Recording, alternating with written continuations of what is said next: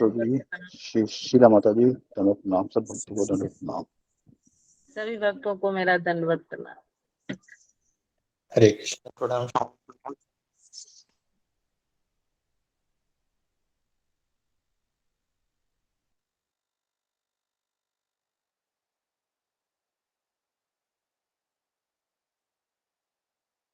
हरे कृष्ण। कृष्णमोहन प्रभु जी दंडवत प्रणाम। हरे कृष्ण। सभी भक्तों को दंडवत प्रणाम। हरे कृष्ण। दंडवत प्रणाम प्रभु जी, दंडवत प्रणाम माता जी। प्रणाम हरे माता जी, कृष्ण। हरे कृष्ण। कृष्णमोहन प्रभु जी, अशोक प्रभु जी दंडवत प्रणाम। दंडवत प्रणाम भी शास्त्र दंडवत प्रभु जी। प्रणाम प्रभु जी, दंडवत प्रणाम प्रभु जी, दंडवत हरे प्रणाम माता जी। हरे हरे कृष्ण। कृष्ण। हरे कृष्ण। हरे सभी कृष्ण। भक्तों को दंडवत प्रणाम। दंडवत प्रणाम माता जी। दंडवत प्रणाम। सभी भक्तों को दंडवत प्रणाम।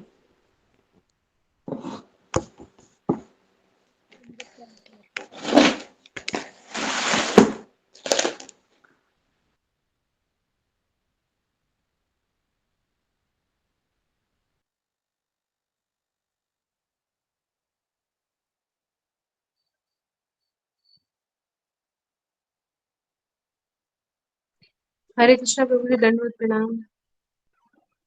हरे कृष्ण कृष्ण माता जी दंडवत प्रणाम। प्रणाम। हरे कृष्णा। प्रणाम। हरे कृष्ण माता जी दंडवत प्रणाम। हरे कृष्ण। सभी भक्तों को दंडवत प्रणाम। दंडवत प्रणाम। हरे हरे कृष्ण माता कृष्ण। जी सभी दंडवत भक्तों प्रणाम। को दंडवत प्रणाम। हरे कृष्णा माता जी। हरे कृष्णा। हरे कृष्ण प्रियंका माता जी दंडवत हरे प्रणाम। कृष्ण ममता माता जी दंडवत।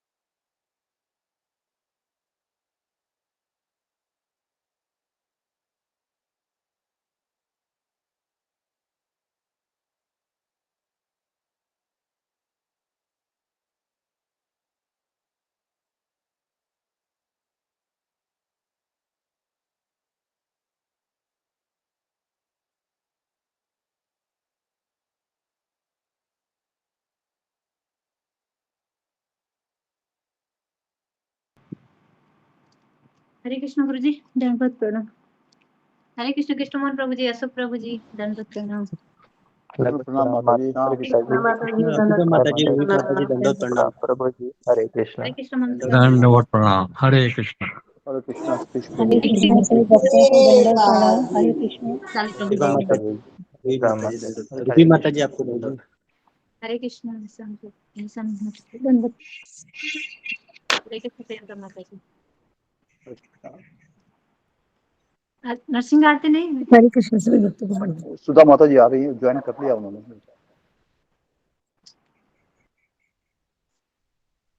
हरे कृष्ण सोनापत माता जी।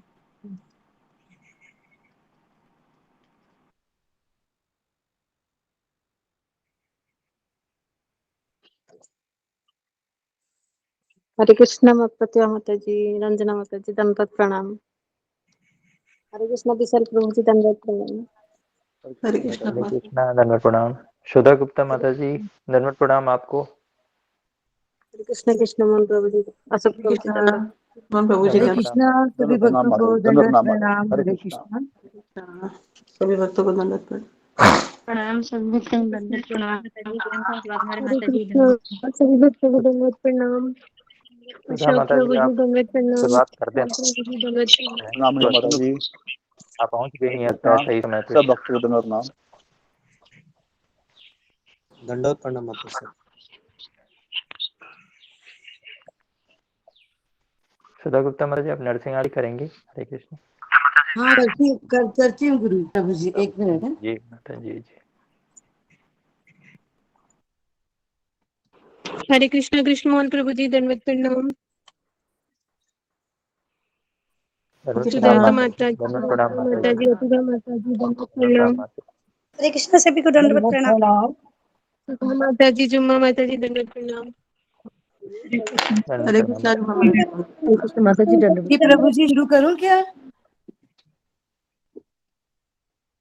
जी जी हरे जी कृष्णा शुरू करूं जी प्रभु जी? जी जी जी जी। धन्यवाद गुरु जी। प्रभु जी सर्व विघ्न विनाशक नरसिंह भगवान की जय। सभी भक्तों को दंडवत जय। प्रणाम। हरे कृष्णा। नमस्ते नरसिंहाय, नमस्ते नरसिंहाय, प्रह्लादिनी, प्रह्लादिनी, हिरण्यकशिपूर्वक्ष, शिलाटंका नखालयी, हितो नरसिंहापतितो नरसिंहा, यतो यतो यामि ततो नरसिंहा, बहिर्नरसिंहा हृदये नरसिंहा, बहिर्नरसिंहा हृदये नरसिंहा, नरसिंहमदिं शरणं प्रपदे, नरसिंहमदिं शरणं प्रपदे, तव कर कमल वरे नखां, अद्भुत श्रृंगार दालिता, हिरण्यकशिपु तनु भृंगम्, केशवधृता नरहरि रूपा, जय जगदीश हरे, जय जगदीश हरे।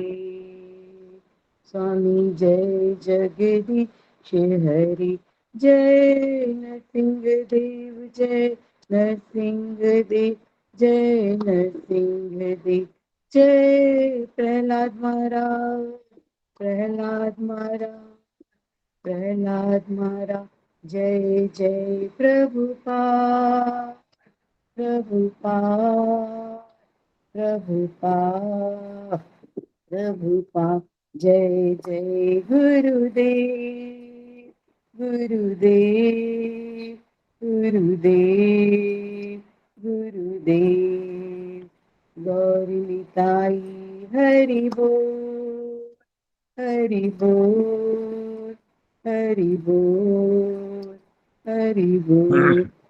जय श्री नरसिंह भगवान की जय। हरिबोल जय। बहुत माता जी। हरि बोल हरि बोल। जय। बोल माता हरि दी। बोल माता जी, बहुत बहुत सुंदर। सुंदर बहुत सुंदर माता जी हरि बोल। जय हरे कृष्णा सभी भक्तों हरे को कृष्णा। दंडवत प्रणाम। गुरु जी प्रभु जी 10 नाम अपराध भी बोलूं क्या? जी महाराज जी जी महाराज। भगवान के नाम जप में होने वाले 10 अपराध। पहला, भगवान नाम के प्रचार में संपूर्ण जीवन समर्पित करने वाले महाभागवतों की निंदा करना। दूसरा, शिव ब्रह्मा आदि देवों के नाम को भगवान नाम के समान अथवा उससे स्वतंत्र समझना। तीसरा, गुरु की अवज्ञा करना अथवा उन्हें साधारण मनुष्य समझना। चौथा, वैदिक शास्त्रों अथवा प्रमाणों का खंडन करना। पांचवा, हरे कृष्ण महामंत्र के जप की महिमा को काल्पनिक समझना। छठा, पवित्र भगवान नाम में अर्थवाद का आरोप करना। सातवां, नाम के बल पर पाप करना। आठवां, हरे कृष्ण महामंत्र के जप को वेदों में वर्णित एक शुभ सकाम कर्म कांड के समान समझना। नौवां, अश्रद्धालु व्यक्ति को हरि नाम की महिमा का उपदेश करना। 10वां, भगवान नाम के जप में पूर्ण विश्वास न होना और इसकी इतनी अगाध महिमा श्रवण करने पर भी भौतिक आसक्ति बनाए रखना। भगवान नाम का जप करते समय पूर्ण रूप से सावधान न रहना भी अपराध है। प्रत्येक वैष्णव भक्त को चाहिए कि इन 10 प्रकार के अपराधों से सदा बचकर रहे, ताकि श्री कृष्ण के चरण कमलों में प्रेम शीघ्रातिशीघ्र प्राप्त हो, जो मनुष्य जीवन का परम लक्ष्य है। हरे कृष्णा। सभी भक्तों को दंडवत प्रणाम। गुरु जी को दंडवत प्रणाम। हरे कृष्ण। हरे कृष्णा बहुत हरे धन्यवाद कृष्णा हरि बोल हरि बोल माता जी, बहुत बहुत धन्यवाद हरि सुंदर। बोल माता हरि बोल हरे बस कृष्णा सभी भक्त को दंडवत प्रणाम। हरे कृष्णा सभी भक्त को दंडवत प्रणाम। हरि बोल माता जी हरि बोल हरे कृष्णा हरे दंडवत कृष्णा प्रणाम गुरुदेव चरण दंडवत प्रणाम सभी भक्तों को दंडवत प्रणाम सभी को हरे दंडवत कृष्णा प्रणाम हरे हरे कृष्णा कृष्ण माता जी हरे कृष्णा मंत्र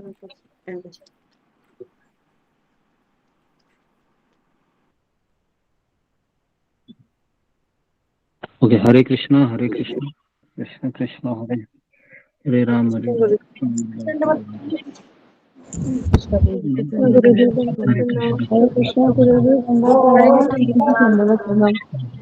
आपके चरणों में कोटि हरे कोटि कृष्णा दंड। गुरु जी दंडवत प्रणाम हरे कृष्णा हरे कृष्णा दंडवत प्रणाम। प्रणाम कृष्णा सभी गुरु भक्तों जी को दंडवत दंडवत प्रणाम। प्रणाम गुरु जी दंडवत प्रणाम। हरे कृष्णा हरे कृष्ण गुरु जी दंडवत प्रणाम। सभी दंडवत प्रणाम सभी भक्तों को दंडवत गुरु प्रणाम। जी दंडवत प्रणाम हरे गुरु कृष्ण जी गुरु जी दंडवत गुरु जी प्रणाम। प्रणाम कृष्ण दंडवत प्रणाम सभी हरे भक्तों को कृष्ण दंडवत प्रणाम। हरे कृष्ण हरे कृष्णा सभी हरे भक्तों को कृष्ण दंडवत प्रणाम। गुरु जी को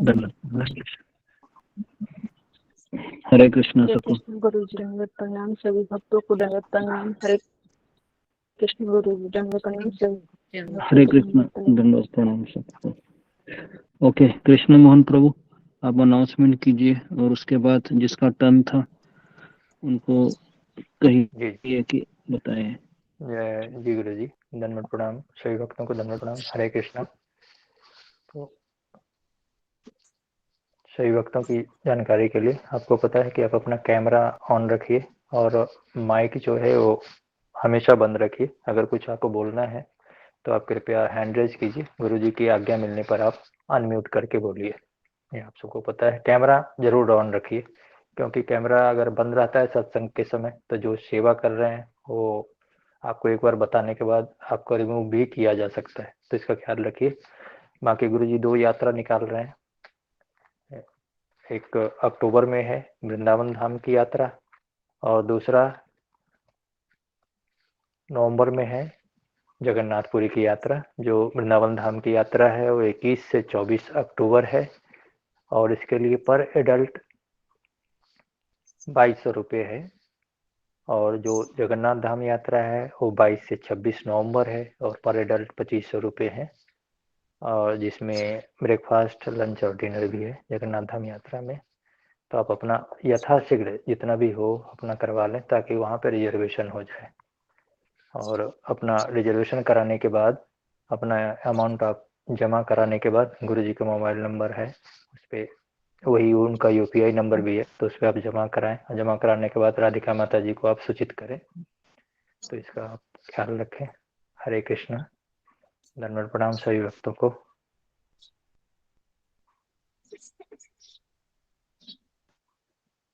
सुधा गुप्ता माता जी हैं क्या? हरे कृष्णा।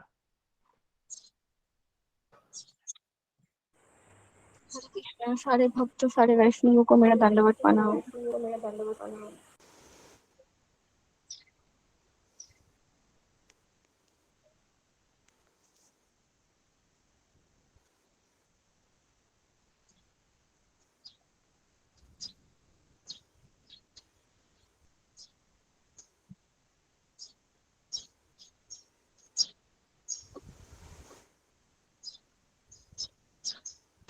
सुधा गुप्ता माता जी हरे कृष्णा। हरे कृष्णा प्रभु जी गुरु जी दंडवत प्रणाम। हरे कृष्णा से भक्तों को दंडवत प्रणाम। मैं बोलूं क्या गुरु प्रभु जी? जी माता जी जी माता जी। हरे कृष्णा गुरु जी पंचांग प्रणाम। आप हम जो ये पाठ दे रहे थे सहनशीलता के ऊपर उसी के ऊपर आगे हम 15 तारीख को शुरू किया था आपने। सहनशीलता अभ्यास है, यह पूर्णता की सीढ़ी नहीं है। बस हम अभ्यास के से ही सहनशील होने का सोच सकते हैं और अभ्यास हमारे जीवन में बहुत ही महत्वपूर्ण है। गीता का आपने श्लोक बताया था अभ्यासेन कौन्तेय च। मैं ये लिख नहीं पाई थी क्योंकि मैं आउट ऑफ स्टेशन थी। तो उसके बाद इसका यही अर्थ है कि अभ्यास का अर्थ है कि ध्यास लगाना अर्थात ध्यान लगाए रखना। हम जब तक ध्यान लगाए रखेंगे तो अपना अभ्यास को जारी कर सकते हैं। रामायण का आपने प्रसंग बताया था कि राम जी जब वनवास हुआ राम जी को तब वे पंचवटी में रह रहे थे, जो महाराष्ट्र में है पंचवटी। और मारीच हिरण का रूप लेकर, सोने के हिरण का रूप लेकर आश्रम में घूम रहा था। तो सीता को लालच आता है और राम वो उसे मारने के लिए भेजती हैं। तो जब वो मारीच उनको बहुत दूर ले जाता है तो वो राम जी की आवाज में ही चिल्लाता है, हे सीते, हे लक्ष्मण। तब सीता जी लक्ष्मण जी को कहती हैं, भैया तुम्हारे बुला रहे हैं, आप जाओ। लेकिन लक्ष्मण जी कहते हैं कि वो तीनों लोक के स्वामी हैं, उनको तो कोई मार ही नहीं सकता, लेकिन स्त्री की मन में जो शंका आ जाए तो वो सब कुछ नष्ट कर देती हैं। तो सीता लक्ष्मण जी को कहती हैं, लक्ष्मण जी नहीं मानते तो सीता जी लक्ष्मण को बहुत ही कटु शब्द सुनाती हैं और उनको कहती हैं कि तुम्हें लगता है कि मेरे ऊपर तुम्हारी दृष्टि है। लक्ष्मण जी तब विचलित हो जाते हैं और एक लक्ष्मण रेखा खींचते हैं और कहते हैं कि मैं जा रहा हूँ, शायद मैं जब यहाँ आऊंगा तो आप नहीं मिलोगी मुझे। लक्ष्मण जी बहुत सहते हैं। श्री राम के पास जाते हैं तो श्री राम जी भी लक्ष्मण जी का अपमान करते हैं। तो सीता जी को क्यों अकेला छोड़ दिया तुमने? लक्ष्मण जी 14 साल तक नहीं सोए और अपनी पत्नी को भी वो रोते हुए छोड़कर आए, वनवास आए, और उन्होंने दोनों तरफ से उन्हें गालियां मिली। ये सबसे बड़ा उनका मतलब दुर्भाग्य था। और ये हो सकता है सबके साथ ही होता है और आगे भी होता रहेगा, क्योंकि हमें परिवार में सब सहन करना होता है। राम जी से वो प्रेम करते थे और सीता जी से भी प्रेम करते थे। उनका प्रेम आध्यात्मिक था, क्योंकि उन्होंने सोचा, सीता जी ने तो मेरी इतने साल मुझे इतना अच्छा प्रेम पूर्वक खाना खिलाया है, और अगर एक दिन अपमान किया तो मैं उसको क्यों अपने मन से लगाऊं। तो वो उनको छोड़ देते हैं इस बात को और उनको माफ कर देते हैं। यदि हम श्री कृष्ण के हरि नाम जपें और गोलोक अगर हमें चाहिए तो हमें भी सहनशीलता और अनादर को सहन करना ही होगा। गुरु जी अपना भी उदाहरण देते हैं कि रिश्तेदारों ने भी उन्हें नहीं समझा दुनिया में और उन्हें भी भक्ति करने से रोका, लेकिन उन्होंने उनकी बात नहीं सुनी और अपनी भक्ति में लगे रहे। तो दुनिया सिगरेट पीने वालों को भी कहती है दुनिया ऐसी ही है, क्योंकि घर में घर का बेटा माला झोली लेकर बैठ जाता है तो उन्हें बड़ी परेशानी होती है। तो इस तरह चलते हुए हम अपनी नज़र में भी गिर जाते हैं और दूसरों को भी कहते हैं। तो हमारा मन का जो वेग होता है, अगर हम उसे ले लें तो हमारे अंदर लालच आ जाता है।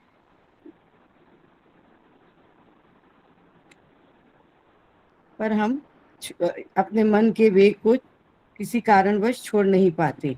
द्वंद्व वेग में हमने देखा कि राधानाथ स्वामी जी कहते हैं कि इस संसार में हर माता पिता को अच्छा बच्चा चाहिए और उनकी सुने, पर उन्हें उनका दूसरा पहलू भी अपनाना पड़ता है जो उनका नहीं सुनता है।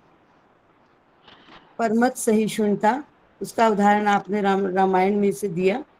और रामायण में ये प्रसंग आता है जब रावण को छोड़कर विभीषण 4 राक्षसों के साथ, मंत्रियों के साथ प्रभु राम जी की शरण में आते हैं। और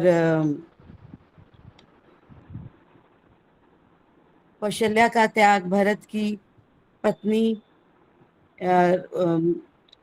मांडवी का त्याग, उर्मिला का त्याग, यह सब सुनकर उनकी आंखों में भी आंसू आते हैं। एक वानर उन्हें रोकता है वहां आने के लिए, लेकिन वो प्रभु की आज्ञा के बिना उनको आने नहीं देते हैं। प्रभु भी मीटिंग बुलाते हैं जिसमें सुग्रीव, हनुमान, जामवंत होते हैं। सुग्रीव कहता है कि विभीषण रावण का भाई है, हमें युद्ध की परिस्थिति और हम युद्ध की परिस्थिति में हैं, हम उसके भाई पर विश्वास नहीं कर सकते।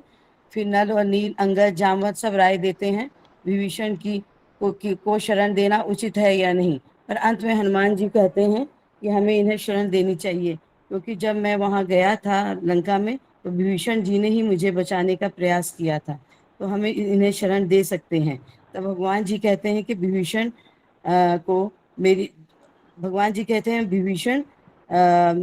मेरी शरण में रह सकता है। और क्योंकि आपने प्रश्न पूछा राम जी ने ऐसा क्यों कहा, तो रावण, तो इसका उत्तर यही है कि जो राम जी की शरण में आता है, राम जी उसको शरण देते हैं, चाहे वो कोई भी हो, चाहे वो उनका मित्र हो चाहे शत्रु हो। तो इससे हम यही सीखते हैं कि परमत सहिष्णुता अगर हम रखेंगे तो हम बहुत ही सुखी रहेंगे। पर संसार में यही देखा गया है कि लोग सोचते हैं मेरा ही मत श्रेष्ठ है, दूसरे का नहीं। पर भक्ति में ये देखा गया है कि मुझे लड्डू गोपाल की सेवा करनी है, या निताई जी की सेवा करनी है, या और किसी की सेवा करनी है। सबका अलग अलग ओपिनियन होता है, और सब सहन करके भगवान का अगर हम श्रृंगार करें, 4-5 लोग अगर मिलके भगवान का श्रृंगार करें और एक दूसरे के मत का आदर करें और फिर श्रृंगार करें, उनकी सेवा करें, तो ये सब ये ज़्यादा अच्छा रहता है। भक्त समाज परिवार में अपना मत ज़्यादा नहीं देना चाहिए। भक्त समाज परिवार में अपना मत ज़्यादा नहीं देना चाहिए। परिवार में जो हेड होता है वही ज़्यादा कार्य करता है। परमत सहिष्णुता का है जो दूसरे का मत लेता है और उसे स्वीकार करता है, और वही सर्वश्रेष्ठ होता है, क्योंकि जो जिम्मेदार होता है उसे ही ज़्यादा जिम्मेदारी निभाने का मिलता है। हमें क्या सहन करना है, क्या नहीं सहन करना है, ये हमें पता है, पर मुझे अपनी भक्ति को बनाए रखना है, इसलिए हर चीज को हमें सहन करना है। ये परमत सहिष्णुता है। और जी, धन्यवाद। हरे कृष्ण। तो यहाँ पर रुक जाइए। हरे कृष्ण गुरु जी, कृष्ण बहुत सुंदर माता जी। बोल माता जी, हरि बोल माता जी। हरि बोल माता जी, बहुत गुरु जी क्षमा करना, मैं जरा रास्ते में थी, मैं इतना अच्छा नहीं लिख पाई, ना बोल पाई, इसलिए मुझे भी आज हरे कृष्णा आशा आप जी। क्षमा प्रार्थना है। बहुत अच्छा बताया हरे कृष्णा दंडवत प्रणाम। हरे कृष्ण से वैष्णव पदा। हरे कृष्णा हरे कृष्ण प्रभु जी विनोदी। हरे कृष्णा गुरु जी, दंडवत प्रणाम। हरे कृष्णा सभी भक्तों को दंडवत प्रणाम। हरे कृष्ण गुरु जी, धन्यवाद प्रणाम, सभी भक्तों को धन्यवाद प्रणाम। हरे कृष्णा गुरु जी, दंडवत प्रणाम। सभी भक्तों को दंडवत प्रणाम। हरे कृष्ण।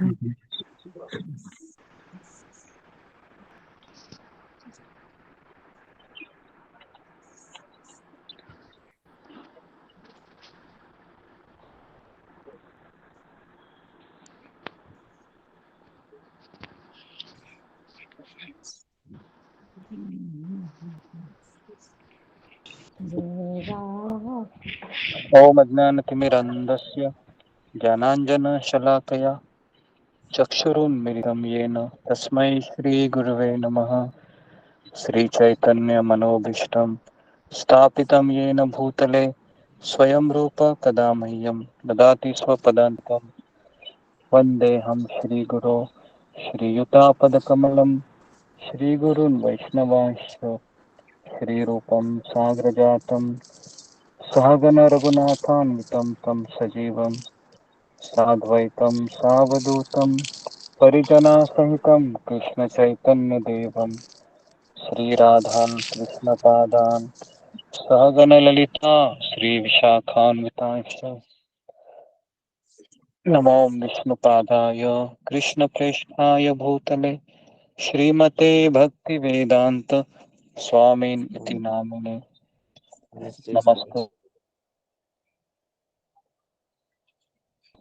निर्विशेष शून्यवादी पाश्चात्यदेशतारिणे हे कृष्ण करुणा सिंधु दीनबंधु जगतपते गोपेश गोपिका कांत राधा कांता नमोस्तुते तप्त कांचन गौरांगी राधे वृंदावनेश्वरी वृषभानुसुते देवी प्रणमामि हरिप्रिये। जय श्री कृष्ण चैतन्य प्रभु नित्यानंद श्री अद्वैत गदाधर श्रीवासादि गौर भक्त वृंद हरे कृष्णा कृष्ण कृष्ण हरे हरे हरे राम राम राम हरे हरे। हरे कृष्णा। सारे भक्तों का स्वागत है। हरे कृष्णा गुरु जी, दंडवत प्रणाम। सभी भक्तों को दंडवत प्रणाम। हरे कृष्णा। ओके, तो अभी हम आगे बढ़ते हैं। हमारे सत्र में। तो आगे बढ़ने से पहले मैं आपको एक वीडियो दिखाना चाहता हूँ। उस वीडियो को ध्यान से देखिए और कुछ सवाल रहेंगे जो मैं आपको पूछना चाहूँगा। उससे मैं अपेक्षा करता हूँ कि आप सही जवाब देने का प्रयास करेंगे।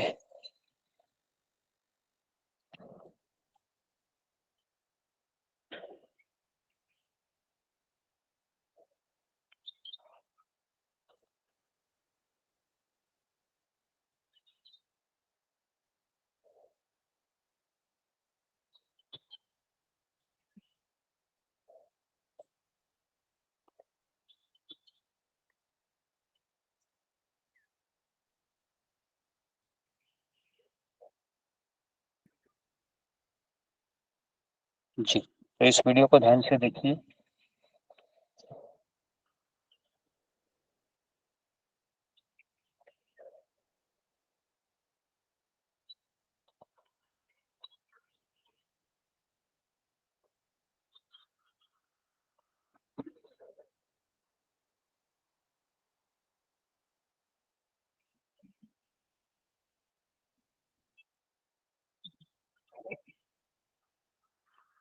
जी, वापस मैं दिखा रहा हूँ।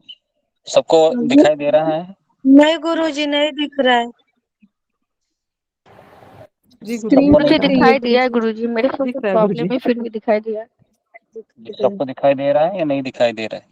दिखाई दे रहा है दिख गुरुजी। रहा है गुरुजी, दिखाई दिखाई दे दे रहा रहा है। है गुरुजी। हरे कृष्ण गुरुजी, दंडवत प्रणाम। दिखाई दिया है गुरुजी। ओके जी, तो वापस एक बार देखिए इस वीडियो को।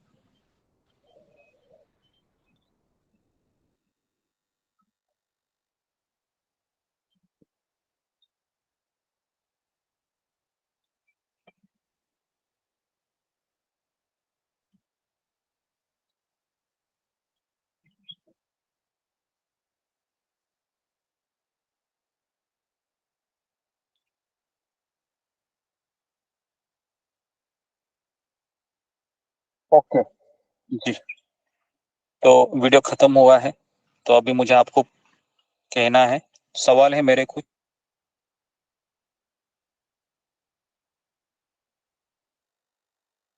इस वीडियो में आपको क्या समझ में, वह सुई के बारे में, वो फ्लावर के बारे में, और वो जो पूरा हार बन जाता है उसके बारे में, एक आध्यात्मिक शब्दों में। जी जी जी। ओके, विषय का हरे कृष्ण गुरु जी, दंडोत प्रणाम। मुझे ऐसा लग रहा है कि यहाँ पे जो फूल है वो हम जैसे भक्त है, और जो सुई और धागा है वो आध्यात्मिक गुरुदेव है। और इन ये आध्यात्मिक गुरुदेव हमें एक साथ करके हमें भगवान की सेवा में लगाते हैं। ऐसा मुझे इस उदाहरण इस चित्र से समझ में आ रहा है। जी। ओके, और हम आगे पूछते हैं, दो तीन भक्तों की राय लेते हैं इसमें। देखिए, ओके, एकता सोमानी। हरे कृष्ण गुरुजी, दंडोत प्रणाम। जैसा पूर्व जी ने बताया वैसा भी, और जैसे भगवान है वो उन्होंने सारी सृष्टि की रचना की है, पर वो दिखाई नहीं दे रही। जैसे फूल है वो पूरी सृष्टि है, और जो अंदर धागा है वो भगवान दिखाई नहीं देते। आपका आवाज नहीं आ रहा है अच्छे से। हरे कृष्ण। अब नेक्स्ट, आगे जोर से बोलिए, आवाज नहीं आ रही आपकी। हरे कृष्ण। अब आगे आगे बोलिए, बोलिए ना, बोलते रहिए। मैं बोल जैसे जो धागा है वो भगवान है, और जो फूल है वो सारी सृष्टि। जैसे पूरे धागे के अंदर पूरी सृष्टि समाई है, जो भगवान है वो दिखते नहीं जैसे धागा है, और जो फूल है वो दिखते है, वो पूरी सृष्टि है। बाकी जो प्रभु जी ने पहले बताया है। ठीक है, नेक्स्ट,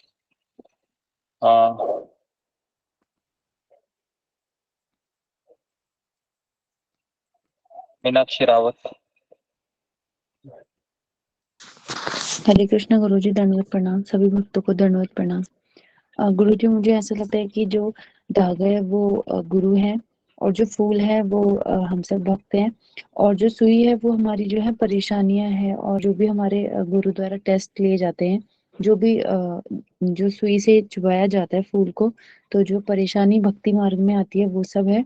और गुरु के द्वारा फिर हमें मतलब एक एक करके उसको एक बहुत सुंदर माला का रूप दिया जाता है। तो उसी तरह भक्ति में भी जो भी परेशानी आती है या गुरु के द्वारा डांट मिलती है वो है, तो वो उसको सहन करके फिर हम एक सुंदर माला बनते हैं। और दूसरा गुरुजी, लास्ट पे जब माला बन जाती है तो धागा नहीं दिखता है।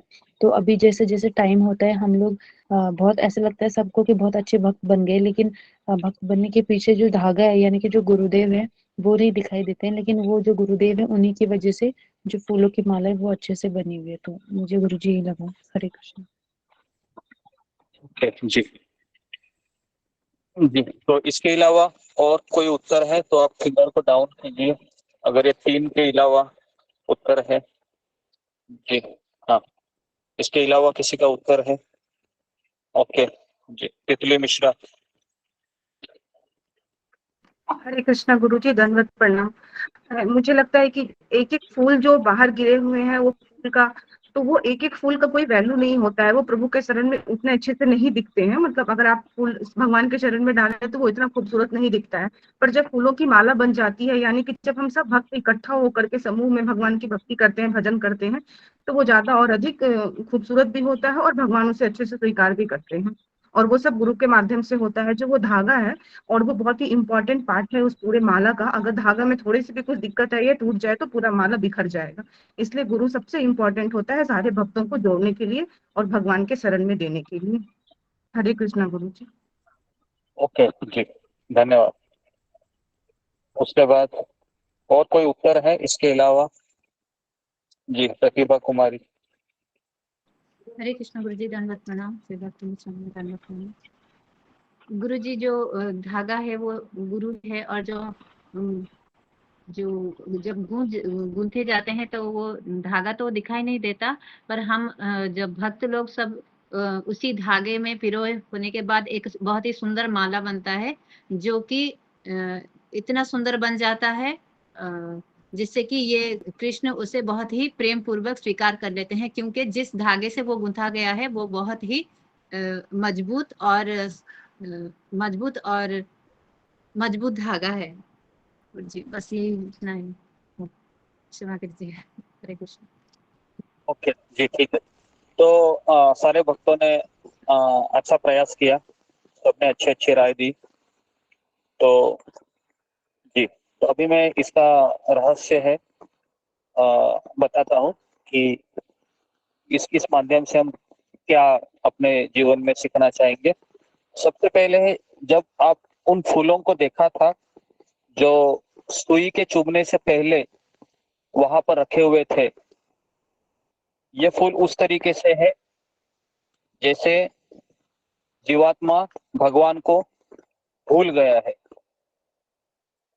इसको आप लिखिए, भगवान को भूल गया है वो। ओके, तो वह उसका प्रतिनिधित्व करता है कि वह भगवान को भूल गया है। ये पहला उसका ये था, जो बिखरे हुए फूल है। अभी दूसरा है वो जो सुई है, ये सुई ये आध्यात्मिक जीवन की विधि है। मतलब भगवत धाम जाने का जो रास्ता है, या हमारी परीक्षाएं है, वह उस सुई की तरह है। ठीक है, या गुरु की आज्ञा का पालन बोल सकते हैं हम, ये सबसे बेस्ट वर्ड रहेगा। वो एक सुई की तरह होती है जी। तो हम जब इच्छा व्यक्त करते हैं कि हमें अभी भक्ति मार्ग में आना है, तो हम उस व्यक्ति के हवाले हो जाते हैं जो हमें शिक्षा दीक्षा देते हैं। और जब वह उन फूलों को उठाते हैं तो उठाने का कार्य ये गुरु का होता है, और उस भगवान को समर्पण करने के लिए जो माला की आवश्यकता होती है लेकिन उस माला को बनने के पूर्व उनको एक कठिन संघर्ष से जाना पड़ता है, और वह है उस सुई का चुभना। जब वो सुई के चुभ जाते हैं और जब अंदर प्रवेश होता है तो वह भगवान के लिए चढ़ाने के लिए सही माला के रूप में वह व्यक्त हो जाती है, भगवान के सामने रखने के योग्य हो जाती है। तो वो जो धागा है, ये धागा है, ये भक्तिमय मार्ग है। जो सुई है ये गुरु के आज्ञा है, और जब यह माला पूरी हो जाती है तब वह गुरु क्या करते हैं, भगवान के चरणों में उसको चढ़ा देते हैं। ये एक पहला एनालॉजी है जो पूरा हो गया अभी, ठीक है। अभी इसमें क्या होता है कि जो सुई की चुभन है ये सारे लोग सह सकते हैं क्या? ये सारे लोग सह नहीं सकते, पहली बात। ओके, ये सारे लोग सह नहीं सकते, क्योंकि सुई के चुभना है ना। मैंने आपको उस वीडियो को अगर आप ध्यान से देखा होगा तो सुई जब फूलों के उस सुंदर सुंदर शरीर से जब चुभी जा रही थी तो फूलों में चेतना कम होती है, इसके लिए वो चिल्लाते नहीं थे, नहीं तो फूल बहुत जोर से चिल्लाते थे, आ ऊ करके फिर अंदर जाते थे, बराबर है। लेकिन फूलों में इतनी चेतना नहीं होते हैं, लेकिन हमारे में बहुत चेतना होती है, तो इसके लिए हम बहुत चिल्लाते हैं, बराबर है। आ ऊ, और कभी कभी इतना चिल्लाते हैं कि पूछो मत, बराबर है। आप बोलोगे ये ऐसा कैसे है, अरे मैं भी क्या करूं, ये ऐसे ही उदाहरण से हमको जाना पड़ता है। ओके जी, ओके। तो यहाँ पर हम पहले सीख सकते हैं कि सुई का चुभन है ये सब लोग सह नहीं सकते, हजारों में से एक व्यक्ति सहन कर सकता है, वो भी भक्ति मार्ग में आने वाले हजार लोग, ठीक है। और दूसरा है, अगर वो चुभन सह जाती है और धागे के अंदर जाने के बाद कुछ तकलीफ है क्या उस फूल को? तकलीफ है? नहीं गुरुजी नहीं है। आप ध्यान पूर्वक फूलों को देखे नहीं है, उनको सबके साथ रहना पड़ता है, फिर सारे फूलों के साथ, बराबर। अकेला रह सकता है, फिर सबको एडजस्ट करना उसको पड़ता है, मतलब कोऑपरेशन। कोऑपरेशन मतलब संगठन, मतलब उनको हर एक के साथ सेवा करनी पड़ती है, एक के नीचे एक दब तो जाते हैं पूरे। हाँ, सब लोग मिलजुल के उसको एक दूसरे को एडजस्ट करते हुए सेवा करनी होती है भगवत धाम। लेकिन उसमें उसको बहुत आनंद आता है। हम अकेले में हमको आनंद आता है या बहुत लोगों के साथ हमको आनंद आता है भगवान की सेवा में? बहुत लोगों के साथ आता है और इंस्पिरेशन भी मिलता है जी। ओके, तो जी, तो अभी ये जो मैंने उदाहरण दिया, ये एक एनालॉजी दिया मैंने, तो इसको आपको आज ड्राइंग बनाना है सुई को। ओके, थोड़ा सा कठिन होगा ड्राइंग, प्रयास कीजिए। भले ही आप कैसे भी चित्र निकाले, मैं समझूंगा कि आपकी भावना शुद्ध है, आपका ड्राइंग अशुद्ध है, कोई बात नहीं। ओके जी, ओके। दूसरा एनालॉजी है, इसमें से ये आ सकता है, जैसे कृष्ण गीता में कहते हैं कि कौन सा वो श्लोक है 7वें अध्याय का, जिसमें भगवान कहते हैं कि सब धागे में स्थित है ना? कौन सा वो श्लोक है, कौन बताएगा? मयि सर्वम इदम प्रोक्तम सूत्रे मणिगणा इव, उसकी शुरुआत कौन सी है? 7 पॉइंट, मुझे लगता है कि 7.8 है, 7 है, जो इसके बाद ही है वो, भूमि राप नलो वायुम खंगमन बुद्धि रेव छ, इसके बाद का वो श्लोक है जी। इसके बाद भगवत गीता, हाँ, मत्तः परतरम न अन्यत्, वेरी गुड। मत्तः परतरम न अन्यत् किंचिदस्ति धनंजय मयि सर्वम इदम प्रोक्तम सूत्रे मणिगणा इव। तो ये जो श्लोक है इसका भाषांतर जरा पढ़िए प्रतिभा माता जी जी। गुरुजी। तात्पर्य गुरुजी। भाषांतर पढ़िए, अनुवाद। अनुवाद सॉरी। हे धनंजय, मुझसे श्रेष्ठ कोई सत्य नहीं है। जिस प्रकार मोती धागे में गुंथे रहते हैं, उसी प्रकार सब कुछ मुझ पर ही आश्रित है। जी, तो अभी इसमें फूल क्या है? इसमें फूल है भगवान के जितने भी हम चीजें देख रहे हैं इस संसार में, पेड़ है, पौधे हैं, चंद्र है, सूर्य है, उसके बाद हमारा अस्तित्व है। और वो जो धागा है, वो धागा क्या है? भगवान श्री कृष्ण। ठीक है, तो जब फूलों की माला होती है तो उस माला में धागा दिखाई देता है क्या? नहीं दिखाई देता है, धागा अदृश्य होता है। लेकिन एक बुद्धिमान व्यक्ति माला को देख के समझ सकता है कि बिना धागे के सारी चीज, सारे फूल रह सकते हैं क्या? इतनी बिखर जाए। नहीं, बिखर जाएंगे। जी हाँ, तो इसलिए ये दो उदाहरण है ना जी। तो आप इसमें दोनों एक ही ड्राइंग कर सकते हैं, लेकिन दोनों आप दृष्टांत व्यक्त कर सकते हैं, बराबर है। ये उदाहरण से हम इतने मतलब हम कोई भी चीज को हम देखेंगे तो हम उसमें आध्यात्मिकता से हम उसकी तुलना करेंगे, बराबर है। ये उदाहरण से अगर आप कोई भी चीज देखोगे तो हम फिर हमारा स्मरणम और तीव्र हो जाएगा। ठीक है जी। इसमें किसी को डाउट है? कोई चीज समझ में नहीं आई है ये दो उदाहरण में? गुरुजी, गुरु क्या बताया आपने मालूम पहले वाले में? सुई माया भी तो हो सकती है ना गुरुजी। नहीं, मैंने पहले उदाहरण में गुरु का रोल ये बताया था कि जो व्यक्ति होता है ना, वो जो फूलों को उठाता है और उस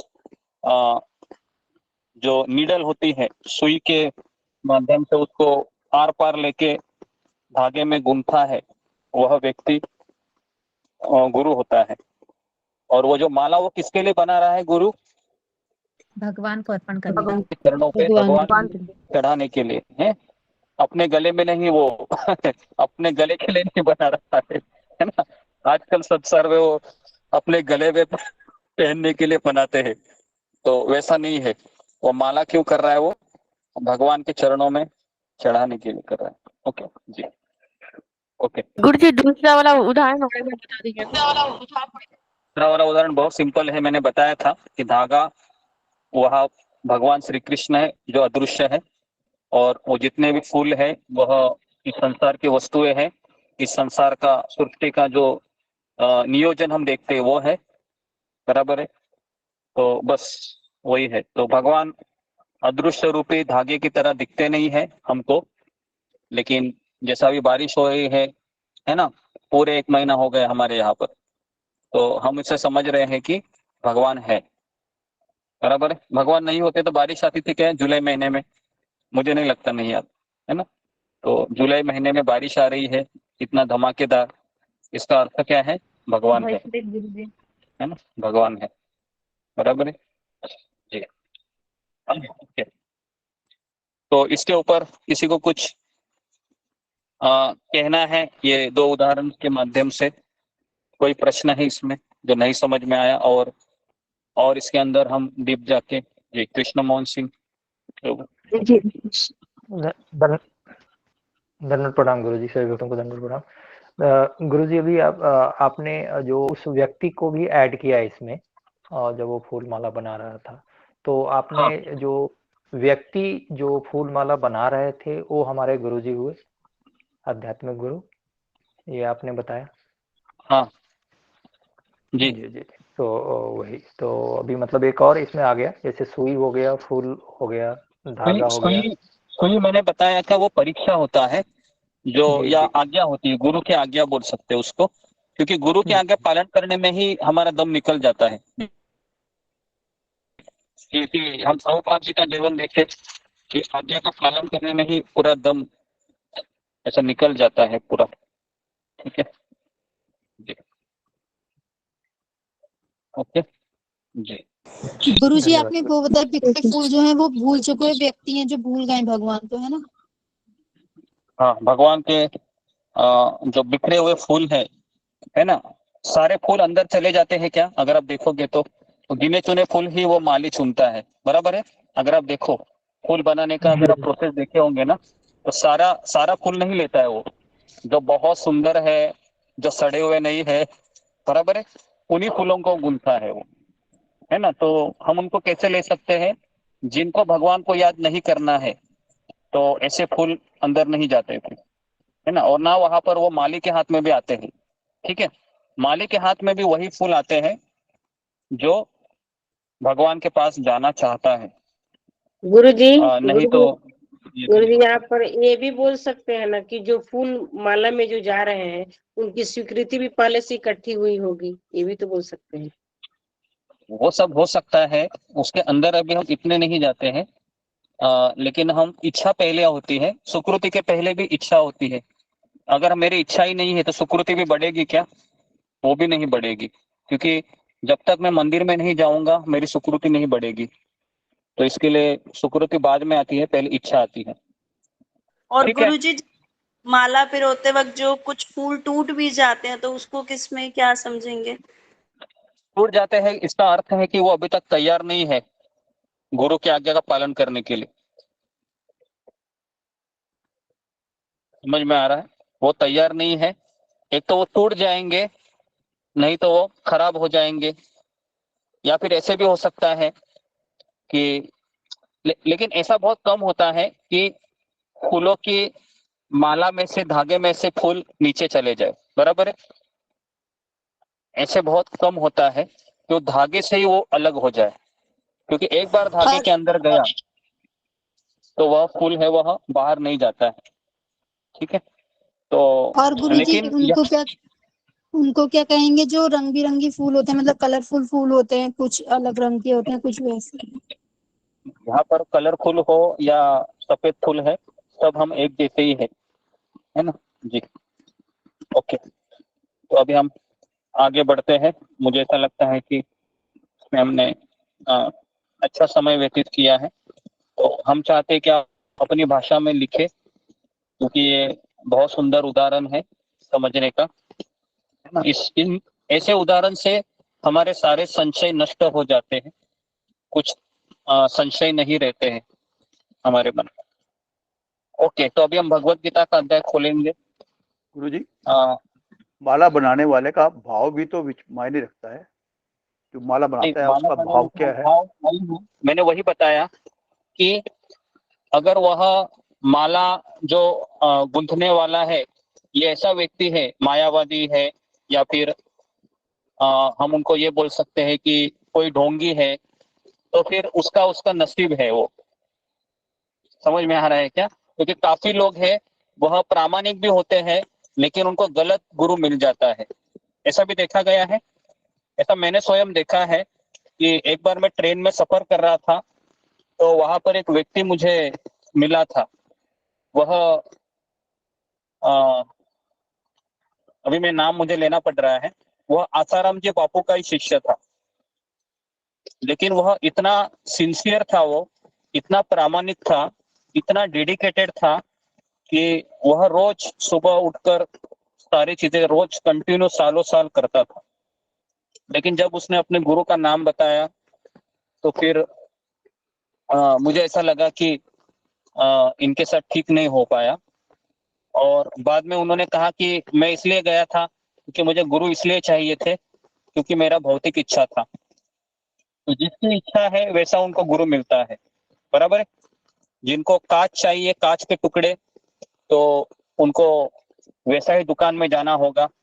जिसको है ना सोने का हार चाहिए तो उसको सोने की दुकान में जाना पड़ेगा।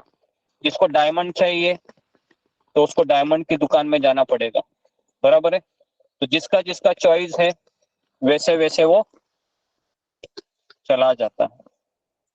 क्या इसमें भगवान दोषी है क्या? उनको ऐसे गुरु मिले? उसमें भगवान दोषी नहीं होते हैं, नहीं होते ये उस गुरुजी। उनकी जीवात्मा की अपनी इच्छा है। इच्छा ही उनकी इच्छा ऐसी है, होती है। तो इसके लिए वह उधर ही चला जाता है। जी, तो अभी हम जी, तो हम चाहते हैं कि जी ममता कुमारी माता जी श्लोक क्रमांक आगे का तात्पर्य पढ़िए। कौन जी सा था गुरुजी। श्लोक क्रमांक? गुरुजी 3 तक हो गया था अध्याय 8 में, और चौथा 3 नहीं, ज्यादा हुए थे। 8 हो गए थे गुरुजी। 8 8 तक हो गया, 8 तक हो या गया। तो यूट्यूब जी जी गुरुजी। जी जी हाँ, नवा पढ़ो। जी जी गुरुजी। उसका तात्पर्य पढ़ना कि अर्थ पढ़ना है गुरुजी? तात्पर्य पढ़ो। जी गुरुजी। तात्पर्य श्लोक 9 रंजना माता तात्पर्य। जी माइक म्यूट कर लीजिए। इस श्लोक में परमेश्वर के चिंतन की विधि का वर्णन हुआ है। सबसे प्रमुख बात यह है कि वे निराकार या शून्य नहीं है। कोई निराकार या शून्य का चिंतन कैसे कर सकता है? एक अत्यंत कठिन है, किंतु कृष्ण के चिंतन की विधि अत्यंत गुरुजी। गुरुजी मैं पढ़ूं? हाँ पढ़ो, अमिता तो पढ़ो। हरे कृष्ण गुरुजी। इस श्लोक में परमेश्वर के चिंतन की विधि का वर्णन हुआ है। सबसे प्रमुख बात यह है कि वे निराकार या शून्य नहीं है। कोई निराकार या शून्य का चिंतन कैसे कर सकता है? यह अत्यंत कठिन है, किंतु कृष्ण के चिंतन की विधि अत्यंत सुगम है और तथ्य रूप में यह वर्णित है। पहली बात तो यह है कि भगवान पुरुष है। हम राम तथा कृष्ण को पुरुष रूप में सोचते हैं, चाहे कोई राम का चिंतन करे या कृष्ण का। वे जिस तरह के हैं उसका वर्णन भगवत गीता के इस श्लोक में किया गया है। भगवान कवि हैं, अर्थात वे भूत, वर्तमान तथा भविष्य के ज्ञाता हैं, अतः वे सब कुछ जानने वाले हैं। वे प्राचीनतम पुरुष हैं, क्योंकि वे समस्त वस्तुओं के उद्गम हैं। प्रत्येक वस्तु उन्हीं से उत्पन्न है। वे ब्रह्मांड के परम नियंता भी हैं। वे मनुष्यों के पालक तथा शिक्षक हैं। वे अणु से भी सूक्ष्म हैं। जीवात्मा बाल के अग्रभाग के 10,000वें अंश के बराबर है, किंतु भगवान अचिंत्य रूप से इतने लघु हैं कि वे इस अणु के भी हृदय में प्रविष्ट रहते हैं। इसलिए वे लघुतम से भी लघुतर कहलाते हैं। परमेश्वर के रूप में वे परमाणु में तथा लघुतम के भी हृदय में प्रवेश कर सकते हैं और परमात्मा रूप में उसका नियंत्रण करते हैं। इतना लघु होते हुए भी वे सर्वव्यापी हैं और सबों का पालन करने वाले हैं। उनके द्वारा इन लोकों का धारण होता है। प्राय हम आश्चर्य करते हैं कि ये विशाल लोक किस प्रकार वायु में तैर रहे हैं। यहाँ यह बताया गया है कि परमेश्वर अपनी अचिंत्य शक्ति द्वारा इन समस्त विशाल लोकों तथा आकाश गंगाओं को धारण किए हुए हैं।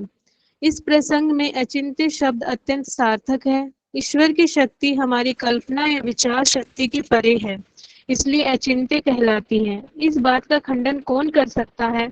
वे इस भौतिक जगत में व्याप्त हैं, फिर भी इससे परे हैं। हम इस भौतिक जगत को ठीक ठीक नहीं समझ पाते, तो आध्यात्मिक जगत की तुलना में नगण्य है। तो फिर हम कैसे जान सकते हैं कि इसके परे क्या है? अचिंत्य का अर्थ है इस भौतिक जगत से परे, जिसे हमारा तर्क, नीति शास्त्र तथा दार्शनिक चिंतन छू नहीं पाता और जो अकल्पनीय है। अतः बुद्धिमान मनुष्यों को चाहिए कि व्यर्थ के तर्कों तथा चिंतन से दूर रहकर वेदों, भगवत गीता तथा भागवत जैसे शास्त्रों में जो कुछ कहा गया है उसे स्वीकार कर लें और उनके द्वारा सुनिश्चित किए गए नियमों का पालन करें। इससे ज्ञान प्राप्त हो सकेगा। हरे कृष्ण गुरु जी। हरे कृष्ण। तो इस श्लोक में परमेश्वर की चिंतन की विधि का वर्णन हुआ है। चिंतन, इस संसार में हर एक व्यक्ति 2 चीजों का चिंतन करता है। एक है भूतकाल का और दूसरा है भविष्य काल का, है ना। इस संसार में आप देखिए, माँ अपने बेटे के लिए चिंता करती है कि मेरा बेटे की शादी किससे हुई, है ना। उसके बाद उसका नौकरी कैसे उसको लगेगी, बराबर है। हर एक व्यक्ति चिंतन में लगा हुआ है। सबसे प्रमुख बात यह है कि भगवान निराकार नहीं है और भगवान शून्य नहीं है। निराकार का अर्थ क्या है? जिसका आकार ना कि हो। भगवान को आकार नहीं है। आकार नहीं है। और शून्य मतलब कि भगवान है ही नहीं। ऐसा कौन कहते हैं? बौद्ध। बौद्ध लोग रहते हैं कि वो क्या कहते हैं कि भगवान नहीं है, शून्यवादी कहते हैं उसको। तो इसके लिए जो बौद्ध लोग हैं वह भगवान को नहीं मानते हैं, बुद्धिस्ट कहते हैं उनको। तो कोई निराकार या शून्य का चिंतन कैसे कर सकता है? तो आपको पता है जो हमारे एक नेता है जिन्होंने संविधान लिखा है ना, उनका नाम क्या है? बाबा साहेब अम्बेडकर। अम्बेडकर।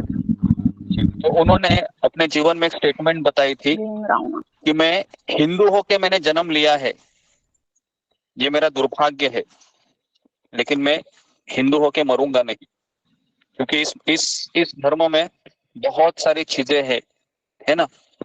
वो बोलते हैं कि बलि दिया जाता है, तो उनको ये सब पसंद नहीं था। तो इसके लिए उन्होंने ये सोचा कि भगवान नाम का कोई चीज ही नहीं है, तो उन्होंने कर्म को प्रधानता दी और इसलिए उन्होंने ऐसे धर्मों को स्वीकार किया जिनमें भगवान नहीं है। वो कौन सा धर्म है? वो है बौद्ध धर्म। बौद्ध धर्म। बौद्ध धर्म। ओके। तो इस तरीके से ये शून्यवादी, भगवान शून्य नहीं है, भगवान निराकार नहीं है। कोई निराकार या शून्य का चिंतन कैसे कर सकता है? ये अत्यंत कठिन है, किंतु कृष्ण के चिंतन की विधि अत्यंत सुगम है। पहली बात तो कि भगवान पुरुष है। मतलब क्या है? भगवान को आंखें है। भगवान को कान है। भगवान को नाक है। भगवान खाते हैं है ना। भगवान सोते भी है ना। भगवान डांटते हैं किसी को, डांटते भी है। समझ में आया? तो सब भगवान करते हैं। तो पहली बात तो भगवान पुरुष है, तो हम राम तथा कृष्ण के पुरुष के रूप में सोचते हैं, चाहे कोई राम का चिंतन करे या कृष्ण का। तो भगवान कवि है। कवि का अर्थ क्या है? कवि मतलब भूत, वर्तमान तथा भविष्य के ज्ञाता है ना। हमको लगता है कवि मतलब जो कविता करता है, बराबर है। कवि मतलब जो कविता करता है, लेकिन कवि का अर्थ क्या है? जो भूतकाल, भविष्यकाल और वर्तमान काल को भी जान पाता है। ओके। तो वे प्राचीनतम पुरुष है। कहां पर इसका उल्लेख है कि भगवान प्राचीन है? ब्रह्म संहिता का वो कौन सा श्लोक है जिसमें ब्रह्मा जी कहते हैं कि ईश्वर परम श्री कृष्ण सच्चिद आनंद विग्रह अनादिर आदिर गोविंद। अनादि मतलब जो बहुत प्राचीन है, अनादि जिसका कोई आदि ही नहीं, जिसकी कोई शुरुआत ही नहीं है। ठीक है। तो प्रत्येक वस्तु उन्हीं से उत्पन्न हुई है, प्रत्येक वस्तु। तो आप बोलोगे राक्षस कहाँ से उत्पन्न हुआ? बताइए, राक्षस कहाँ से उत्पन्न भगवान हुआ? से। बहुत भगवान से। जी। तो सबका स्रोत। तो अभी मेरा यहाँ पर प्रश्न है आपको कि भगवान ने ये गलत चीजों का भी स्रोत भगवान है और अच्छे चीजों का भी स्रोत भगवान है।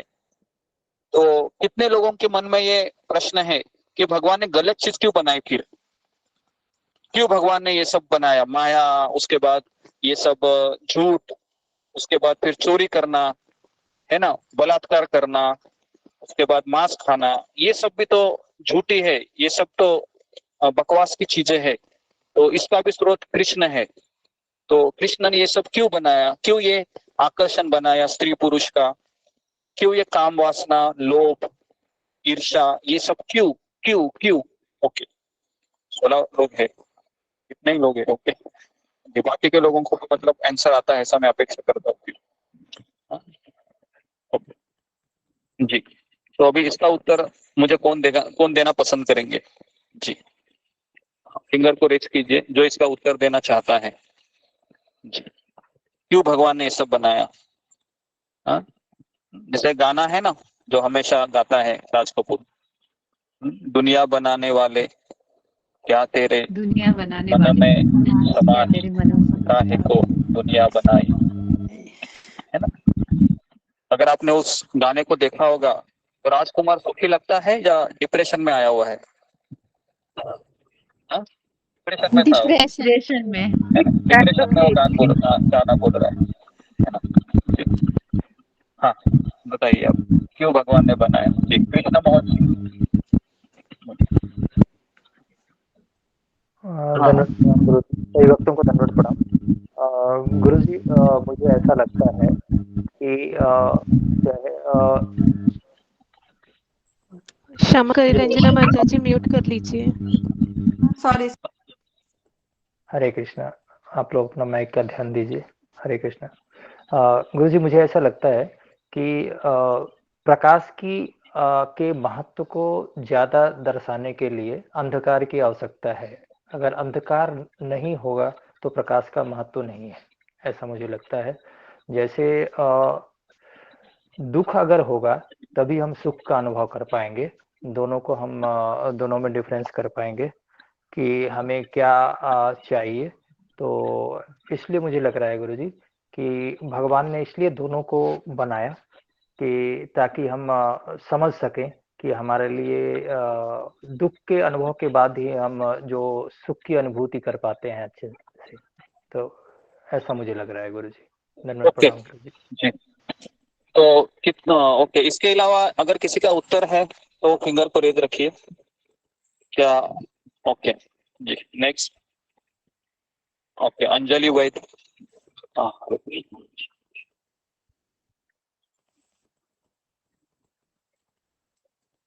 हरे कृष्णा प्रभु जी। प्रभु जी इसलिए बनाया गया है कि जो भी बुरी चीजें बनाई गई हैं ताकि हमें ये रियलाइज हो कि देखो अगर हम भक्ति की तरफ जाते हैं तो हमें ये मिलता है। तो एक तरह से ये उदाहरण भगवान ने पेश किया है कि भगवान ने भक्ति भी बनाई है और अच्छी चीजें भी बनाई है, बुरी चीजें भी बनाई है। तो जैसे अगर हम भक्ति की ओर अग्रसर होते हैं तो हमारे लाइफ में कुछ अच्छा, भले ही हम परीक्षा देते हैं, अंत में उसका जो अंत होता है बहुत अच्छा होता है। लेकिन अगर हम भक्ति में नहीं रहते हुए अगर हम अपने इंद्रिय तृप्ति करते हैं तो अंत उसका बहुत बुरा होता है। तो मतलब ये एक डिफरेंशिएट करने के लिए बनाया भगवान ने कि देखो मतलब चॉइस तुम्हारे हाथ में है और तुम्हें क्या चूज करना है।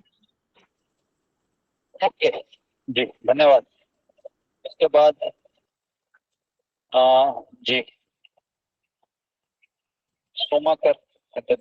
हरे कृष्ण गुरु जी, धन्यवाद। मुझे लगता है गुरु जी भगवान ने सबको एक फ्रीडम दिया है कि जिसको जो इच्छा है वो कर सके, क्योंकि हम अपनी इच्छा से ही इस दुनिया में आते हैं, पृथ्वी पे आते हैं, तो अपनी मौज मस्ती के लिए ही हम आते हैं। तो भगवान ने हमको इसलिए, जो भक्ति करना चाहता है, जो फिर से वापस घर जाना चाहता है अपने, तो उसके लिए वो गुरु को भी दिया है कि वो गुरु की आदेशों की आज्ञा का पालन करके वापस घर आ सकता है।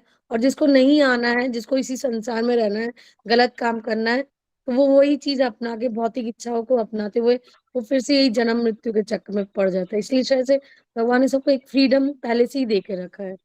हरे कृष्ण गुरु जी। ओके जी तो बेसिकली ये जो अभी सोमाकर माता जी ने कहा कि भगवान ने ये सब चीजें क्यों बनाई, क्योंकि इसकी इच्छा करने वाला कौन है? जीवात्मा है। इसकी इच्छा करने वाला जीवात्मा है ना, बराबर है। तो भगवान ने ये सब क्यों बनाया? क्योंकि मैं चाहता हूँ, बराबर है। तो अगर किसी बच्चे के पिताजी उसको अगर पिस्तौल ला के देते हैं, किसी बच्चे के पिताजी है अगर उसको पिस्तौल ला के देते हैं और अगर बच्चा बोलेगा कि पिताजी आपने मुझे पिस्तौल क्यों ला के दी, तो पिताजी क्या बोलेंगे? अरे बेटा तुमने ही तो मुझे कहा था पिस्तौल लाओ। समझ में आ रहा है आपको? तो अभी पिताजी ने दिए क्या पिस्तौल? नहीं, बेटे ने जिद किया है। समझ में आ रहा है आपको? जी तो इस उदाहरण में किसी को बोलना है, क्योंकि ये उदाहरण काफी लोगों के मन में हमेशा रहता है। जी किसी को बोलना है इसके ऊपर और कोई किसी का आंसर है? जी अनिल शर्मा। गुरु जी दंडवत प्रणाम। मैं ये समझता हूँ कि ये जो भगवान ने ये दुनिया बनाई है ये अपनी खुशी के लिए बनाई है।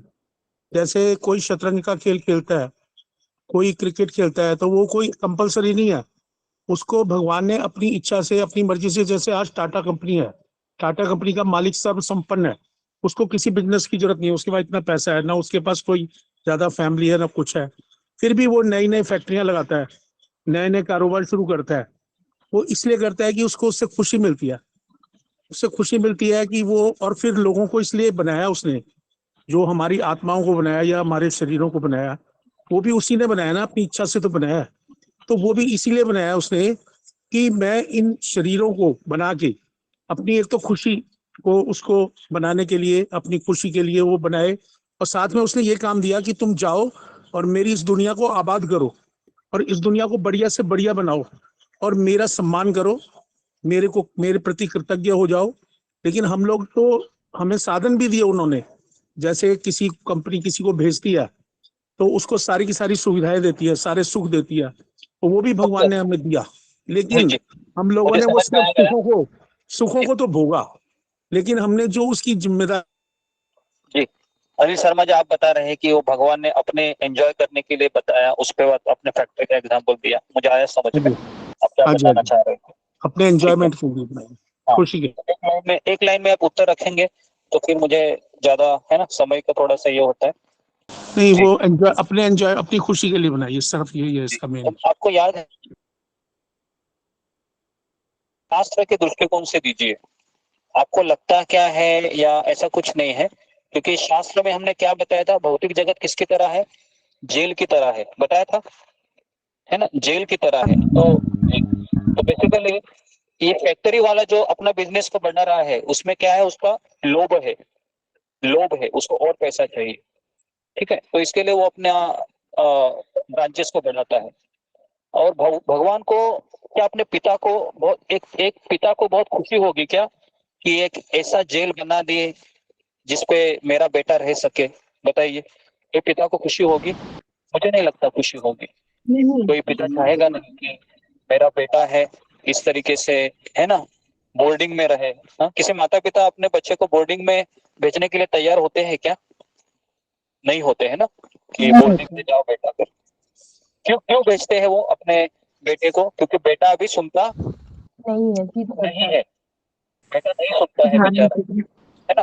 घर में क्या करते हैं वो, नशा करता है, ड्रग करना आता है, ड्रग करता है ना, बात नहीं सुनता है, कभी कभी मुझे ही मारता है ना। एक बार मुझे फोन आया था एक माँ का, जो उसका बेटा था 28 साल का था, और मुझे वो कह रही थी कि मेरा बेटा है ना, नशा करता है बहुत, और इतना गुस्सा करता है कि ना शादी करता है, ना वो जॉब करता है, और हमेशा मुझसे पैसे मांगता है, और जिस दिन पैसे नहीं दूं तो मुझे भी मारता है। तो प्रभु जी मैं क्या करूं, है ना।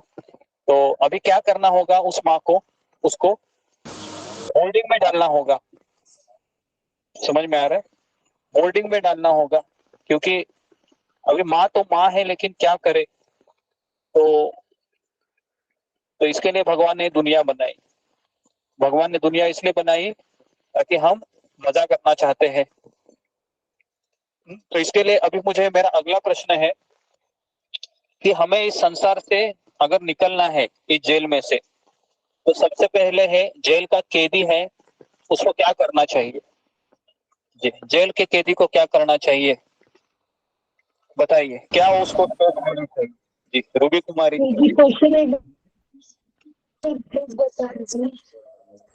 हरे कृष्णा गुरु जी, धन्यवाद प्रणाम। गुरु जी, जेल के कैदी का हमें आज्ञा का पालन करना पड़ेगा, जैसे वे बोलती है वैसे करना पड़ेगा, तब हम निकल सकते हैं। आज्ञा का पालन करना पड़ेगा तब वो निकल जाएगा। जी, तो ये सबसे बेस्ट आंसर है। उसको कुछ नहीं करना है, क्या करना है उसको? जेलर की आज्ञा का पालन करना है, और कुछ नहीं करना है। लेकिन कोई चाहता है कि जेल में पालन करना? कोई चाहता है? कोई नहीं चाहता है। आप देखो, जेल के कैदी है, किसके चक्कर में होते? वो हमेशा भागने के चक्कर में होते, भागने के चक्कर में। हाँ, जेल तोड़ के भागने के चक्कर में होते। कोई आज्ञा पालन करना चाहता है? नहीं सर, कोई नहीं कर सकता। तो इसलिए वो कहाँ हमेशा रहेगा? जेल में ही। जेल में। छुट्टी से जी पाएगा? अगर भाग गया तो जेल का कैदी मान लो भाग गया सक्सेसफुली, क्या वो सही से जी पाएगा? तो वो भी नहीं है। ठीक है, तो इसके लिए हमारा हित किसमें है? हमारा हित आज्ञा पालन करने में है। ओके जी। उसके बाद आगे की लाइन पढ़िए जरा। अभी मेरे पास, मैं किताब भी नहीं पकड़ सकता, खाता ही पकड़ सकता। उसके आगे के 2 लाइन पढ़िए जहां पर मैंने छोड़ा था जी। अनीता यादव पढ़ो। जी गुरुजी। गुरुजी आपने छोड़ा था कि भगवान कवि हैं, अर्थात वे भूत, वर्तमान तथा भविष्य के ज्ञाता हैं। अतः वे सब कुछ जानने वाले हैं। वे प्राचीनतम पुरुष हैं क्योंकि वे समस्त वस्तुओं के उद्गम है। प्रत्येक वस्तु उन्हीं से उत्पन्न है। वे ब्रह्मांड के परम नियंता भी हैं। वे मनुष्यों के पालक तथा शिक्षक हैं।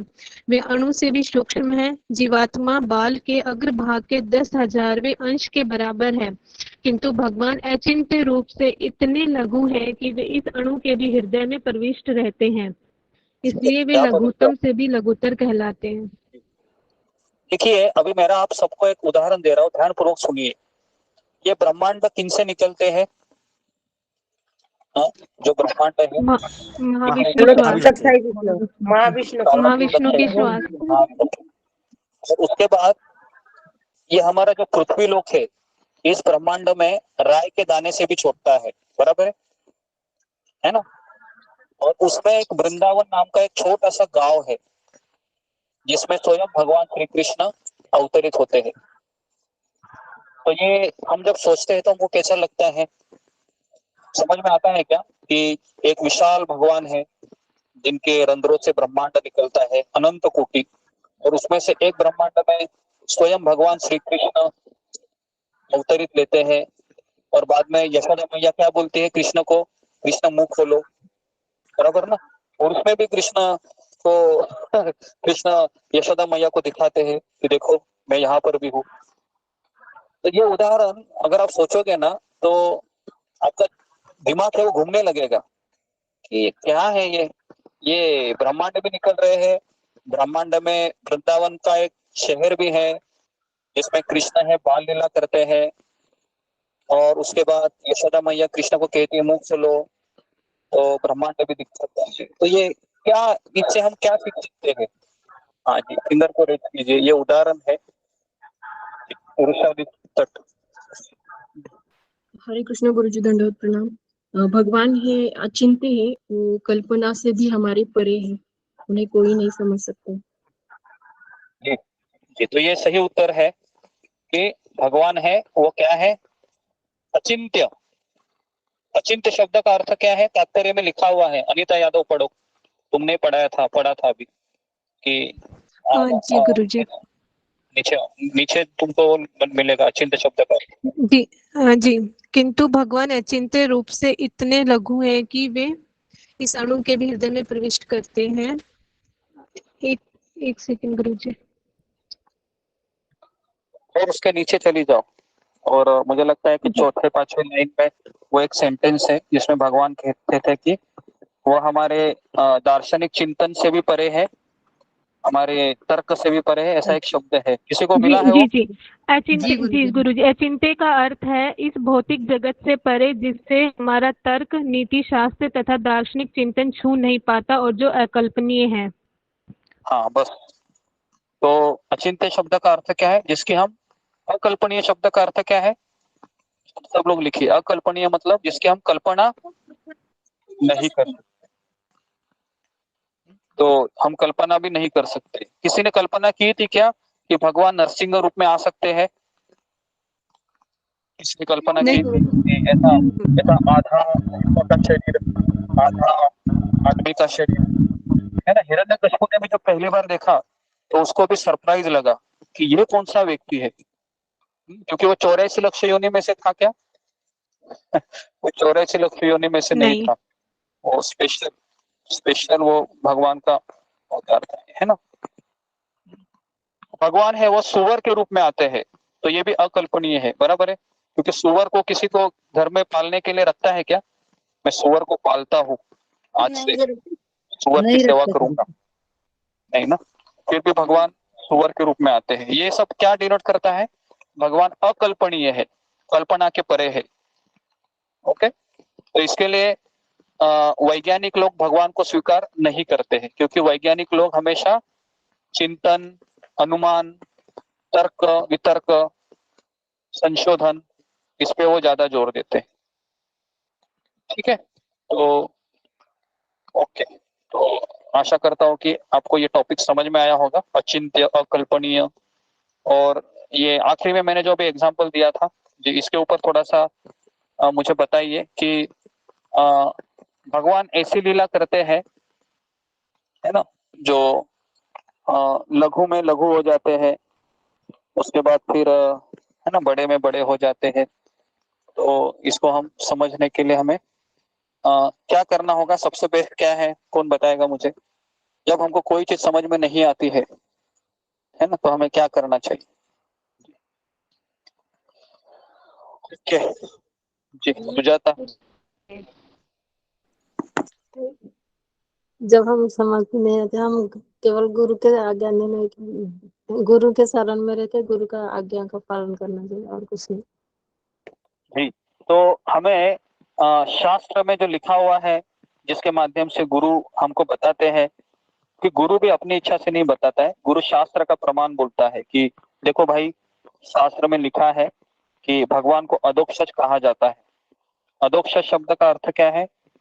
जिसका हमारे इंद्रिय नहीं समझ सकती, जिसको हमारा मन नहीं समझ सकता, इसका नाम है अधोक्षज। अधोक्षज, ओके जी। तो इसके अलावा और किसी का आंसर है तो फिंगर को रेज रहने दीजिए। ओके, तो जैसा कि इन्होंने कहा कि आज्ञा का पालन करना चाहिए, और क्या करना चाहिए नहीं समझ में आ रहा है तो जी। ओके, रंजना मतलब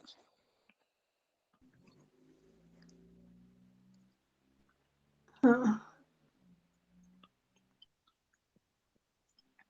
जी गुरुदेव, हरे हरे कृष्णा, दंडवत प्रणाम गुरुदेव। गुरुदेव, भगवान को समझने के लिए वही है कि हमें गुरु के माध्यम से ही हम उनको समझ सकते हैं, और शास्त्रों को प्रामाणिक मानकर। जी, तो आपने गुरु और शास्त्र का विधान दिया, और एक तीसरी चीज है जो बताई है कि 3 प्रमाण होते हैं जी, बताइए। ओके, मोनी कुमारी, तीसरा प्रमाण जिससे हम हरे विश्वास कृष्ण कर गुरु जी, दंडवत प्रणाम। सभी भक्तों को दंडवत। गुरु जी, भगवान का नाम जप भी करना चाहिए, चिंतन भी करना चाहिए, गुरु मतलब का उसी में आज्ञा का आया, पालन शास्त्र में आया हो। ओके, तीसरा व्यक्ति कौन है बताइए। ओके, नेक्स्ट जी, रेखा। साधु संघ है क्या? नहीं, आप किसको बोलो मत, शांत रहिए, को रेज कीजिए। हरे कृष्णा गुरुजी, दंडवत प्रणाम गुरुजी। तीसरा है शास्त्र प्रमाण। शास्त्र हो गया जी। उसके बाद देवी मंडल। हरे कृष्णा गुरुजी, दंडवत प्रणाम। सभी भक्तों के चरणों में आदर सहित दंडवत प्रणाम। गुरुजी, ऐसे भक्त की संगति करना जो भगवान की भक्ति करते हैं, उनके संगति करना, या फिर भक्त का सानिध्य करना, ये हो सकता है। हाँ जी, तो बेसिकली ये तीसरा व्यक्ति है, वो है साधु संत। ओके, तो 3 प्रमाण कौन से आप लिखिए, गुरु, साधु और शास्त्र, ये 3 प्रमाण है। तो ये तीनों व्यक्ति एक ही बोलना चाहिए, तब वह चीज वेरीफाई होती है। ओके, अगर गुरु बोले कि मैं भगवान हूं, तो क्या वो सही है क्या? नहीं, वो शास्त्र से वेरीफाइड नहीं है, क्योंकि शास्त्र में ऐसा लिखा नहीं है। ठीक है, और साधु भी नहीं बोलेगा कोई कि गुरु भगवान है, तो इसके लिए ये अनवेरिफाइड हो जाती है चीज। तो इसके लिए हम कोई भी चीज है यहाँ पर सत्संग में पढ़ते हैं, वो हमारे जो शिला प्रभुपाद जी है उनके किताबों से ही पढ़ते हैं। और जो मैं सेमिनार लेता हूँ उसको भी मैं शास्त्र का रेफरेंस देता हूँ, और जो मैंने प्रवचन सुने हैं परम पूज्य राधानाथ स्वामी महाराज से और इस्कॉन के कई साधुओं से, वही मैं आपको बताता हूँ। ठीक है, तो अभी समय हो गया है और आश्चर्य है कि 1 घंटा बारिश ही है, तो अभी मैं जाता हूँ। ओके, आप सबका बहुत बहुत धन्यवाद। तो आज का होमवर्क रहेगा कि आपको क्या करना है, किसका ड्राइंग निकालना है? फूल माला फूल का, सुई का, माला का। सुई और फूल, और आपको फूल माला भी निकालनी है और आपको कृष्ण भी निकालने हैं और वो स्वरमाला को कृष्ण के चरणों में चढ़ाना है। समझ में आ रहा है ना? तो ये सारी जी चीजें गुरुजी। प्रयास कीजिए, है ना, क्योंकि अगर आप वो ड्राइंग निकालते हो ना तो आपको सत्संग में आप घुस जाओगे। कितने लोगों का ये अनुभव रहा पिछला कि जब आप ड्राइंग निकाल रहे थे तो सारी बातें फ्लैशबैक हो रही थी, है ना? अगर आपने अच्छे से उसका चिंतन किया था, पूरा आप प्रवचन में घुस जाते हैं कि तब क्या क्या बताया था, चिंतन करने लगते हैं। ओके, धन्यवाद आप सबका। तो यहाँ पर मैं रुकता हूँ। हरे कृष्णा हरे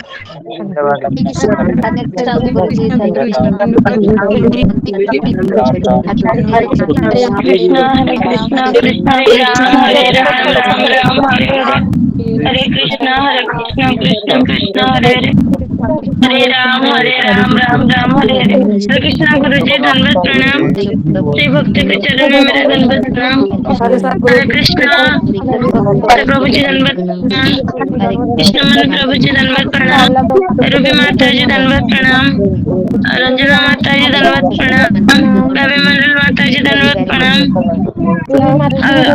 आशा प्रभु जी, धन्यवाद प्रणाम।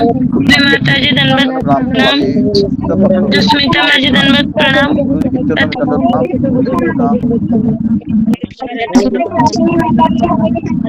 सारे माता धन्यवाद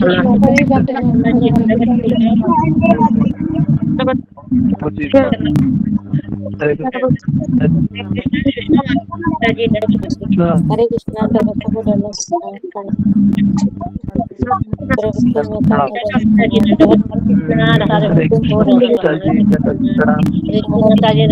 हरे कृष्णा संतो हरे सिंधु माता जी प्रणाम, प्रभु जी माता जी सबको धन्यवाद प्रणाम। हरे कृष्ण सीता माता जी मौनी माता हरे जी, कृष्ण हरे कृष्णा माता जी, मौनी माता जी सबको धन्यवाद हरे प्रणाम। कृष्ण सभी भक्तों को दास का दंडवत हरे प्रणाम। कृष्णा बिहारी प्रभु जी, हरि बोल। हरे कृष्णा। प्रभु जी दंडवत प्रणाम।